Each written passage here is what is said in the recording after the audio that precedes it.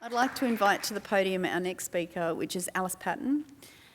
Alice is an aeronautical engineering officer serving in the RAAF. She holds Masters in Systems Engineering and is completing an Advanced Masters of Military and Defence Studies with a research project on Australian strategy in the interwar period. She currently works in the logistics branch and seeks to improve the way we operate now and into the future. The title of her talk is Using Virtual Trades to Unlock Workforce Potential in Emerging Skill Sets. And I'm really excited to find out what a virtual trade is, so thank you. So yes, thank you to Chris for the advertising during his presentation. Good afternoon, sir, ma'am, ladies and gentlemen. This afternoon we've got some great presentations on emerging technologies that have the potential to change our strategic environment. And more importantly, how critical it is to have a culture and mindset that fosters agility and innovation. But how can we implement this within our workplace? How can we adopt novel skill sets without distracting from our primary mission? Can we afford to develop and maintain such specialised skill sets within each unit or base? And if not, how do we get access to these specialists? Is the bureaucratic red tape worth it for a bright idea? Even if the idea has the potential to enhance your effectiveness, efficiency and safety? Will it take so long that the opportunity has passed before the resources become available? And with that, many bright ideas fade, put aside for when you have more time to write the decision brief or business case to justify resource allocation. We return to the safe space of normal operations. But what if you could access a pool of personnel with a range of emerging skill sets that you didn't know existed within the defence organisation?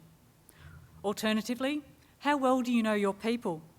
Do you know who has an interest in software design and build apps in their spare time? Who has previous experience in data analytics or strategic thinking? Air Force is experimenting with new ways to connect people's talent and skills with operational needs. The virtual trades concept is intended to focus on emerging trades or skill sets that have not yet been addressed by the primary workforce management framework, but could provide tangible benefits to operational units. Examples could be cultural affinity, strategic thinking, additive manufacturing, or skills we don't even know about yet. The virtual trades concept is virtual, as it's intended to complement rather than replace the primary workforce management framework. The virtual trade concept comprises key aspects of fostering the development of novel and emerging skill sets, maintaining visibility of who has these skill sets and to what level of competency, and thirdly, by connecting talent to task across chains of command, across the country, and across service categories. The virtual trade is a disruptive model of workforce management that seeks to explore emerging skills and needs, both to utilise them in our objective force and inform our understanding of future force requirements. It's intended to take the good aspects of the gig economy, say the rapid allocation and completion of tasks such as with Airtasker and Uber, whilst also maintaining just enough governance to make it work for the unit and personnel.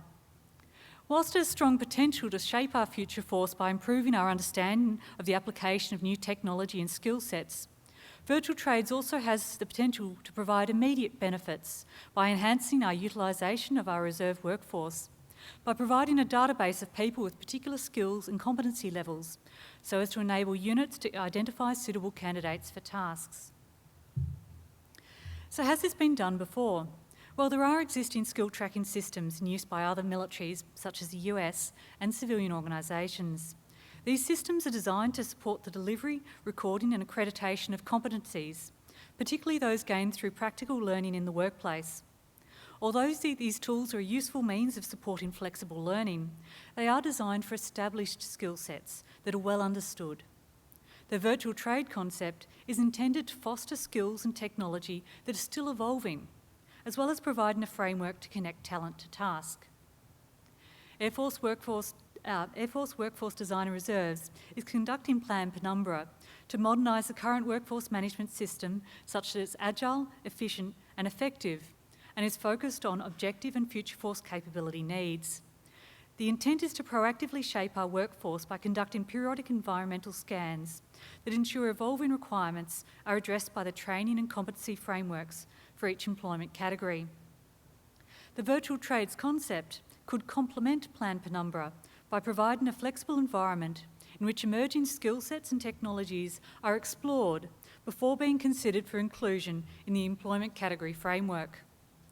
And there's also networking. Although not a formal program, the age-old system of networking effectively matches talent to task through communities.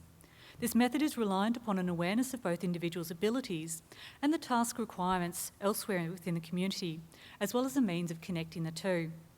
This method is highly effective within communities of up to about 150 people, but beyond this suffers as people struggle to assimilate that much information and maintain meaningful connections. In order to be successful, the virtual trade system will need to transcend the limitations of our networks and be accessible for all personnel and units. To explore the virtual trade concept, Log Branch Air Force has used advanced manufacturing as a pilot program. Advanced manufacturing encompasses a range of technologies and systems to create products, which goes beyond those used in additive manufacturing. Advanced manufacturing was selected for the virtual trade prototype as there is an existing small community of practice, approximately 30 people in the Air Force, as well as champions within the other services. Moreover, there is a strong strategic imperative to develop advanced manufacturing capabilities, with potential benefits including enhanced supply chain resilience, innovation, and prototype warfare, as described in the presentations this afternoon. Furthermore, the initiative is complementary to the Jericho Disruptive Innovations bottom-up innovation program, EDGI Air Force, which has established design labs at Air Force bases across the country to foster design thinking and grassroots innovation. This year, Logistics Branch is working with Deakin and EDGI Air Force to explore how to develop and accredit advanced manufacturing skills within the Air Force, with a series of workshops being conducted in the coming months to explore training content and delivery methods. Concurrently, my team is investigating how the virtual teams concept can be implemented for the advanced manufacturing community of practice. Challenges that we've experienced so far include difficulties scoping how the skill set or technology may be used. It's easy to get distracted by immediate applications. Instead, a disciplined approach must be used to consider how the emerging skill set may be used in the future, including how the skill set will interface with existing and emerging systems. By exploring advanced manufacturing from a joint perspective, we've gained insight into how the different service needs may differ and thus require different applications. Also, required competency sets. Although there's already been considerable work in the field of advanced manufacturing, developing the required competency sets has proved difficult due to uncertainty of how the skill set will be used. Will there be a designer on the ground who develops a design that's then sent to a manufacturing cell that produces the required item? Or will individuals require both skills? Or will it be print to order of existing designs? What about an understanding of how to integrate a product into existing systems and meet applicable regulatory requirements? And also there's a perception of it being a hobby. Early adopters of novel technologies and skill sets are enthusiastic about their work, but the virtual trades concept is intended to provide a pool of professionals that are enthusiastic about their work rather than hobbyists. Professionals such as the 37 Squadron metal workers who develop these 3D printed moulds to expedite aircraft structural repairs. Virtual Trades is intended to provide a framework in which members are trained and accredited to ensure the right competency level is assigned to tasks. Furthermore, Virtual Trades is intended to support the temporary release of members from their primary workforce, either permanent Air Force members or reservists, rather than requiring tasks to be completed in off-duty periods.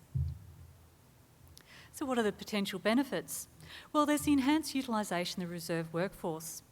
Virtual trades may improve visibility of valuable skill sets within the reserve workforce. Additionally, virtual trades may make these skill sets more accessible as it facilitates flexible tasking in conjunction with the traditional chain of command. It could enhance recruitment and retention. The modern workforce demands a career that is fulfilling, engaging and stimulating.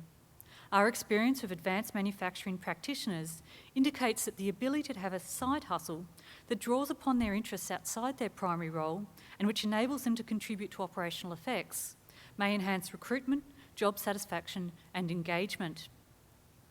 Although not directly related to the virtual trades concept, the training round shown here is a great example of aviators moving outside their primary roles to develop novel ideas to benefit the Air Force. For more information, please see Nick, Jeremy and the Jericho team in the Expo area. So where to from here? The Advanced Manufacturing Virtual Trades prototype is a work in progress. Logistics Branch, in conjunction with Deakin University and Edge Air Force, is conducting a series of workshops in April, May and June to explore required competency sets, possible means of training and the provision of micro-credentials. Concurrently, Logistics Branch will be engaging with stakeholders such as workforce designer reserves and workplaces to ascertain how the virtual trade system could be implemented and sustained, with an initial report on the virtual trades concept being delivered in July. Logistics Branch also supports the Air Force Community of Practice for Advanced Manufacturing. If you're interested in getting involved or possibly being a champion, please get in touch. If you're a workforce that wants to get involved in advanced manufacturing, also please contact us, as we may be able to assist you on your journey. If you'd like to explore how the virtual trade concept could be applied to other skills or technologies, we're happy to share the knowledge we have gained so far. And the same goes the other way. If you know of similar programs, please send it through so we can learn from your experience. And if you're interested in knowing more about Plan Penumbra, Workforce Designer Reserves will be progressively rolling out phases, with a schedule for environmental scans to be released towards the end of the year. Are there any questions?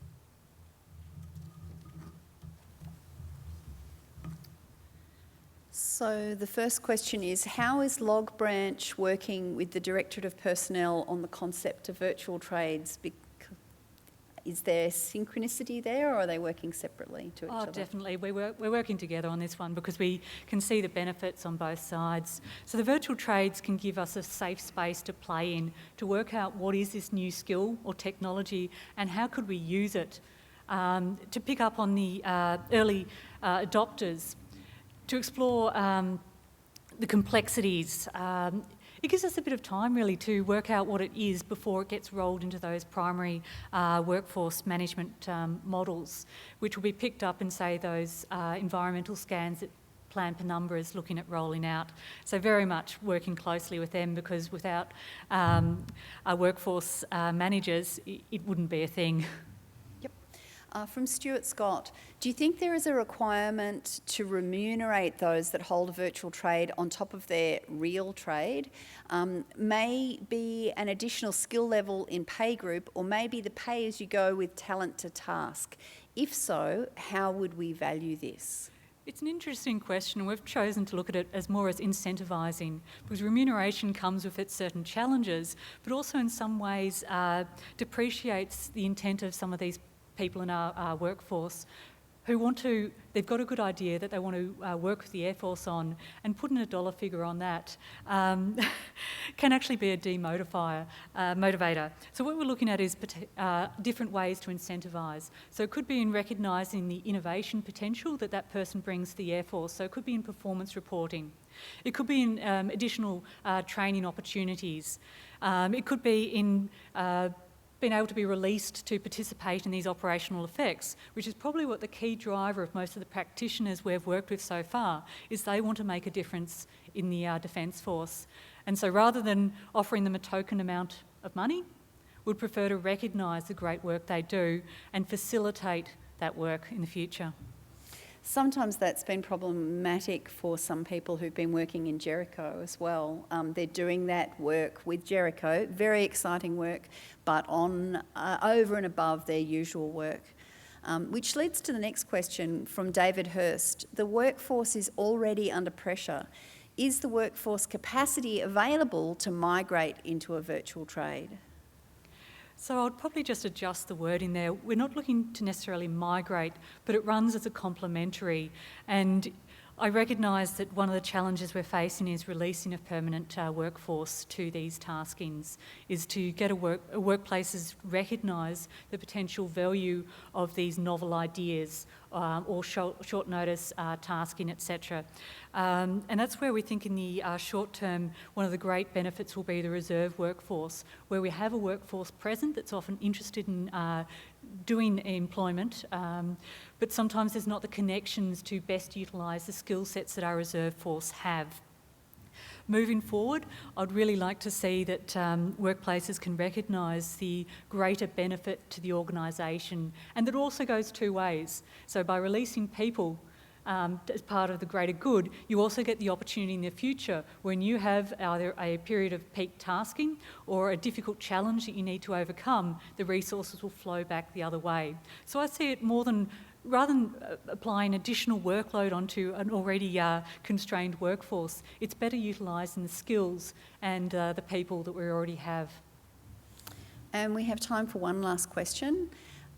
Will this, or how will the virtual teams concept capture not only technically qualified skills, but those that I dare say EQ skills that within tasks that are innovative or attempting to be groundbreaking are needed? As a chaplain, that makes me very happy.